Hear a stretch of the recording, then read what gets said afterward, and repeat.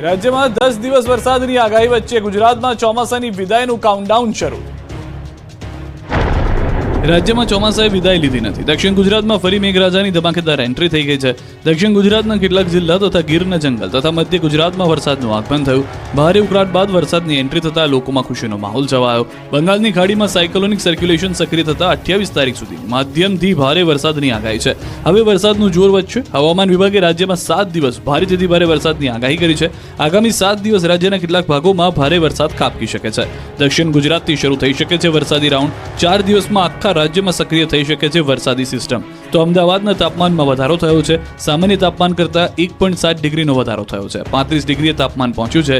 એક તરફ નવી સિસ્ટમના મંડાણ, બીજી તરફ વિદાયની શરૂઆત થઈ ગઈ છે. ગુજરાતમાંથી ચોમાસાની વિદાયની શરૂઆત થઈ ગઈ છે. હવામાન વિભાગે સત્તાવાર રીતે જાહેરાત કરી છે. કચ્છના કેટલાક ભાગમાંથી ચોમાસાએ વિદાય લીધી છે. ચોમાસું વિદાય લઈને દ્વારકા સુધી પહોંચ્યું છે. હવે કચ્છમાં વરસાદ થશે તો માવઠું. સામાન્ય તારીખ કરતાં 6 દિવસ મોડી વિદાય થઈ છે. અત્યાર સુધીમાં ગુજરાતભરમાં સામાન્ય કરતાં 42% વધુ વરસાદ નોંધાયો છે. સુરતમાં રેલવે કર્મચારીએ જ એવોર્ડ અને પ્રમોશનથી લાલચમાં ટ્રેન ઉથલાવવા પ્રયાસ કર્યો. સુરતના કીમ નજીક ટ્રેન ઉથલાવવાના પ્રયાસના મામલામાં ચોંકાવનારો ખુલાસો થયો. સુરત કીમ કોસંબા વચ્ચે ટ્રેન ઉથલાવવાના કાવતરામાં રેલવે કર્મચારી જ આરોપી હોવાનું જાણવા મળ્યું. પ્રમોશન મેળવવા માટે તેણે આ યોજના બનાવી હતી. રેલવે કર્મચારી સુભાષે આખું ષડયંત્ર રચ્યું. રેલકર્મીએ જ પેડલોક કાઢ્યાનો ઘટસ્ફોટ થયો. NIA ATSની શરૂઆતથી જ સુભાષ પર શંકા હતી. આ કેસમાં 3 લોકોની ધરપકડ કરવામાં આવી. પોલીસ ટીમે રેલવે ટ્રેકમેન પર શંકા ગઈ. સુભાષ પોદ્દાર, મનીષ મિસ્ત્રી અને જયસ્વાલની આખરી પૂછપરછ કરતા તેઓએ ગુનો પોપટની જેમ કબૂલ્યો. આરોપી સુભાષને પ્રમોશન જોઈતું હતું તેવો ખુલાસો સુભાષના સહકર્મચારીઓ દ્વારા કરાયો. રેલવેમાંથી ઇનામ મેળવવા, પ્રમોશન મેળવવા અને રજા માટે સોશિયલ મીડિયામાં ઇન્ફ્લુઅન્સ માટે ષડયંત્ર રચ્યું. સુભાષે બંને સાથીદારોને નાઇટ રાઉન્ડ લંબાઈ જાય અને એવોર્ડ મળે તેવી વાત કરીને જાતે જ જોગલ ફિશ પ્લેટ અને ARC પેડલોક ખોલી અપટ્રેક પર મૂકી દીધા હતા. સુભાષે પોતાના મોબાઈલમાં વિડીયો ઉતારી અને ફોટો પાડી તમામને ગુમરાહ કરવાના ગુનાની કબૂલાત કરી. આમ 48 કલાકની અંદર સતત ફિલ્ડ અને ટેકનિકલના આધારે ગુનો ડિટેક્ટ કરાયો હતો. ત્રણેય આરોપી રેલવે કર્મચારીઓ જ છે. અટકાયત 3 પૈકી એક કોન્ટ્રાક્ટર કર્મચારી છે. સુભાષ પોદાર પોતે જ ઘટનાનો ફરિયાદી હતો. વરોલી વાંકથી કીમ જતા ટ્રેકના ફિશ પ્લેટ ખોલીને પાટા પર મૂકી દેવામાં આવી હતી. સાથે બોલ્ટ પણ ત્યાં જ મૂકી દેવામાં આવ્યા હતા. સુરતમાં પોલીસે આરોપીનું સરઘસ કાઢ્યું. સુરતમાં ચિયા ગેંગના શખ્સોએ હાથમાં ખુલ્લી તલવાર લઈને ખૌફ જમાવ્યો. સુરતના લીંબાયત વિસ્તારમાં હાથમાં ખુલ્લી તલવાર લઈને ગુંડાગીર્દી અને ભયનો માહોલ ઉત્પન્ન કરનાર ચિયા ગેંગના શખ્સની પોલીસે હવા કાઢી.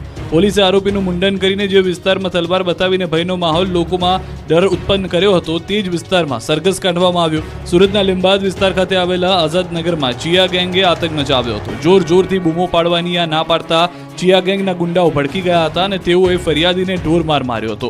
એટલું જ નહીં, તે જ વિસ્તારમાં હાથમાં ખુલ્લી તલવાર લઈને ભયનો માહોલ ઊભો કર્યો. આ લોકોનો આતંક એટલી હદે છે કે સોસાયટીના મહિલાઓ તેમજ તેમને જોઈને પોતાની ઘરની અંદર જવા માંડે છે, જે CCTVમાં સાફ દેખાઈ રહ્યું છે. ચિયા ગેંગના લગભગ 6 થી 7 જેટલા ગુંડાઓ આ વિસ્તારમાં આતંક મચાવી રહ્યા હતા, જેનો વિડીયો પણ વાયરલ થયો હતો. લીંબાયત પોલીસે વિડીયોના આધારે ચિયા ગેંગના સમીર ઉર્ફે ગેટીની ધરપકડ કરી, જ્યારે અન્ય આરોપી વાજીદ ઉર્ફે ચિયા અને અલ્તાફની સહિત અન્ય 2ની શોધખોળ કરી રહી છે. એટલું જ નહીં, જે વિસ્તારમાં ખુલ્લી તલવાર લઈને તેઓ આતંક મચાવી રહ્યા હતા તે જ વિસ્તારમાં આરોપી સમીરનું સરઘસ કાઢવામાં આવ્યું. પોલીસે સરઘસ કાઢતા આરોપીની હવા નીકળી ગઈ હતી. દાહોદના હવસખોર આચાર્યને કોર્ટમાં કરાયો રજૂ. આખો કેસ ફાસ્ટ ટ્રેકમાં ચાલશે.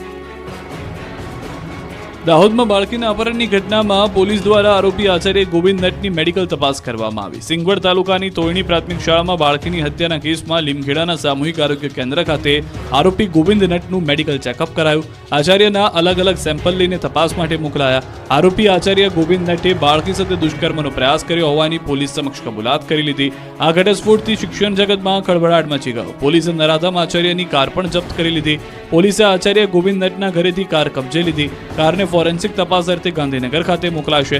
બીજી તરફ શિક્ષણ જગતને શર્મસાર કરતી દાહોદમાં બનેલી ઘટનાને લઈને શિક્ષણ મંત્રી કુબેર ડિંડોરનું નિવેદન જાણવા મળ્યું. કહ્યું, સમગ્ર મામલાને ધ્યાને રાખતા આચાર્યને સસ્પેન્ડ કરી જેલ હવાલે કરાયા. આખો કેસ ફાસ્ટ ટ્રેક કોર્ટમાં ચલાવીશું. ગુજરાતમાં બાળાઓ સાથે આવી ઘટનાઓ શાળામાં ન બને તે માટે કામ કરાશે. તો લીમખેડા બાર એસોસિએશને આરોપી આચાર્યને કેસ ન લડવાનો નિર્ણય કર્યો છે. એક પણ વકીલ નરાધમ આચાર્ય ગોવિંદ નટનો કેસ નહીં લડે. બીજી તરફ દાહોદમાં હત્યાની ઘટના મુદ્દે કોંગ્રેસે મોટો આરોપ લગાવ્યો. આરોપી આચાર્ય રાજકીય પાર્ટી સાથે સંકળાયેલ હોવાનો આક્ષેપ કર્યો. ગોવિંદ નટ પૂર્વ મંત્રી અર્જુનસિંહ સાથે જોવા મળ્યો હતો. અમદાવાદથી સમાચાર. વિદ્યાર્થીનીની છેડતીની વધુ એક ઘટના જોવા મળી છે. ગુજરાત યુનિવર્સિટીની લાઇબ્રેરી નજીકની ઘટના છે. એક શખ્સે વિદ્યાર્થીની સામે કરી અશ્લીલ હરકતો. ડિપાર્ટમેન્ટના સિક્યુરિટી ગાર્ડે શખ્સને પોલીસ હવાલે કર્યો. શખ્સ માનસિક રીતે અસ્થિર હોવાનું અનુમાન છે. ગુજરાત યુનિવર્સિટીના વીસીએ ઘટના ઘટી હોવાનો કર્યો સ્વીકાર. આ તરફ ભરૂચમાં રક્ષક જ બન્યો ભક્ષક. હોમગાર્ડમાં ફરજ બજાવતો જવાન હેવાન નીકળ્યો. તેણે 15 વર્ષની સગીરા પર દુષ્કર્મ આચર્યું. જોકે પોલીસે હોમગાર્ડ જવાનની ધરપકડ કરી લીધી. શરૂઆતમાં આરોપીની સગીરનો પીછો કરતો હતો. આ દરમિયાન સગીરા બપોરના 3 વાગે તેના દાદીના ઘરે નાસ્તો કરવા માટે ડબ્બો ખોલતી હતી. તે વખતે આરોપી ત્યાં આવી પહોંચ્યો હતો અને સગીરા સાથે દુષ્કર્મ આચર્યું હતું. આટલું જ નહીં, તેણે અંગત પળોનો વિડીયો ઉતારી સગીરાને મોબાઈલમાં મોકલીને તેને બ્લેકમેલ કરવાની ધમકી આપી. આ ઉપરાંત માતા પિતાને મારી નાખવાની પણ ચીમકી આપી. આ અંગે પરિવારને જાણ થતા સગીરાના પિતાએ એ ડિવિઝન પોલીસ ફરિયાદ નોંધાવી હતી. સુરતમાં બાઇક સળગ્યું તો ખંભાળિયામાં ઝૂંપડા સળગતા દોડધામ. સુરતમાં જાહેર રોડ પર કંઈક આ રીતે બાઇક સળગ્યું. નવસારી બજારમાં લોકોની ભારે અવરજવર વચ્ચે બાઇકમાં આગ લાગી. ચાલુ બાઇકમાં આગ લાગતા દોડધામ મચી ગઈ. બહાર બજારમાં બાઇક ભડકે બળતા અફરાતફરી મચી ગઈ. આ અંગેની જાણ થતાં ફાયરની ટીમ ઘટના સ્થળે પહોંચી પાણીનો મારો ચલાવ્યો. ફાયરની ટીમે આગ પર કાબુ મેળવ્યો. બાઇક ચાલકે સમય સૂચકતા વાપરતા જાનહાની ટળી હતી. આ તરફ દ્વારકાના જામ ખંભાળિયામાં ઝૂંપડામાં આગ લાગી. નવી મામલતદાર કચેરી નજીક ઝૂંપડામાં ભીષણ આગ લાગી. અચાનક આગ લાગતા લોકો દોડતા થયા.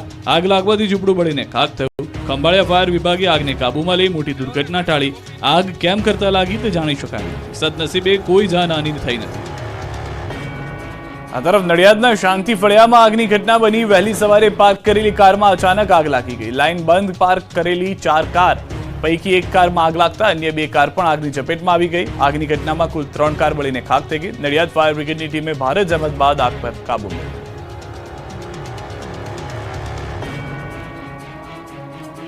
વલસાડના રોલ ગામે બાઇક ઉપર સ્ટન્ટ કરવાની ઇવેન્ટનું આયોજન કરવું ભારે પડ્યું. જુઓ એક બાદ એક દિલધડક સ્ટન્ટના દ્રશ્યો. જોખમી સ્ટન્ટના આ દ્રશ્યો છે વલસાડના. વલસાડ નજીક અમદાવાદ મુંબઈ નેશનલ હાઈવે પર આવેલી એક રેસ્ટોરન્ટ પાર્કિંગના જોખમી બાઇક સ્ટન્ટ ઇવેન્ટનું આયોજન કરવું ભારે પડ્યું. એક રેસ્ટોરન્ટ પાર્કિંગના જોખમી બાઇક સ્ટન્ટ ઇવેન્ટનું આયોજન કરવામાં આવ્યું હતું. ઇન્ડિયા બાઇક વિથ ચાય એન્ડ પકોડા રાઇડ નામના એક બાઇકર્સ ગ્રુપના શિવમ પવારે આ સ્ટન્ટ 100 ઇવેન્ટનું આયોજન કર્યું હતું. દરમિયાન હાઈવે પર આવેલી એક રેસ્ટોરન્ટના પાર્કિંગમાં મોટી સંખ્યામાં લોકો એકઠા થયા. જ્યાં બાઇકરોએ લોકોની ભીડ વચ્ચે જોખમી સ્ટન્ટ કરીને સીન સપાટા કર્યા. લોકોની ભીડ વચ્ચે બાઇકરે જોખમી સ્ટન્ટ કર્યા. દિલધડક સ્ટન્ટ જોવા માટે મોટી સંખ્યામાં લોકો પણ ઉમટી પડ્યા. બાઇક ચાલકો એકથી એક ખતરનાક સ્ટન્ટ કરીને લોકોના રૂવાડા ઉભા કરી દીધા. સ્ટન્ટબાજોએ જીવને સટોસટ સ્ટન્ટ કરીને જોનારા ધબકારા ચૂકાવી દીધા. આ વિડીયો સોશિયલ મીડિયામાં વાયરલ થતા પોલીસ દોડતી થઈ અને પ્રાથમિક તપાસ બાદ ડુંગરી પોલીસે ઇવેન્ટના આયોજક સહિત કુલ 9 લોકો સામે ગુનો દાખલ કર્યો. આ ઇવેન્ટની કોઈ પણ જાતની જાણ કે પરવાનગી લેવામાં આવી ન હતી. આથી પોલીસે સ્ટન્ટબાજો સામે પણ ગુનો નોંધી હવા કાઢી. બોટાદમાં પૂરપાટ જતી સ્કૂલ બસની બ્રેક ફેલ થતા અકસ્માત. 2 બાળકોની ઇજા, વાલીઓના જીવ અદ્ધર. બોટાદમાં ફરી એકવાર બાળકોના જીવ પર ખતરો ઉભો થયો છે. બોટાદની પૂરપાટ જતી સ્કૂલ બસની બ્રેક ફેલ થતા બાળકોની ઇજા પહોંચી. કષ્ટભંજન વિદ્યા મંદિર શાળાની બસ દુર્ગા રોડ પર જઈ રહી હતી ત્યારે બસની બ્રેક ફેલ થઈ જતા વિદ્યાર્થીઓ ભરેલી બસ અન્ય બસ સાથે ધડાકાભેર અથડાઈ હતી. બંને બસ વચ્ચે ટક્કરના કારણે સ્કૂલ બસમાં વિદ્યાર્થીઓ ડરી ગયા હતા. બચાવની બૂમો પાડી હતી. બસ એટલી સ્પીડમાં હતી કે બસનો આગળનો કાચ પણ તૂટી ગયો હતો. 2 બાળકોની ઇજા પહોંચી હતી. અકસ્માત બાદ તમામ વિદ્યાર્થીઓને નજીકના સલામત સ્થળ પર ખસેડવામાં આવ્યા હતા. આ અંગેની વાલીઓને જાણ થતા વાલીઓ સ્કૂલે પહોંચ્યા હતા. વિદ્યાર્થીઓના વાલીઓએ બેદરકારી દાખવી હોવાના સવાલો ઉઠાવ્યા. અમદાવાદમાં વેન પર મોતની સવારી, પોલીસ ઊંઘતી ઝડપાઈ. જુઓ હાઈવે પર મોતની સવારીના દ્રશ્યો. બેદરકારીની આ તસવીર છે અમદાવાદના એસજી હાઈવેની. અહીં એક વાન ચાલકે નિયમોના ખુલ્લેઆમ ધજાગરા કર્યા. વધુ પૈસા કમાવાની લાલચમાં વાનની અંદર પેસેન્જરોને ઘેંટા બકરાની જેમ ભર્યા. આટલેથી જ અટક્યો નહીં, વાનની ઉપર પણ લોકોને બેસાડ્યા. મુસાફરોને પણ જાણે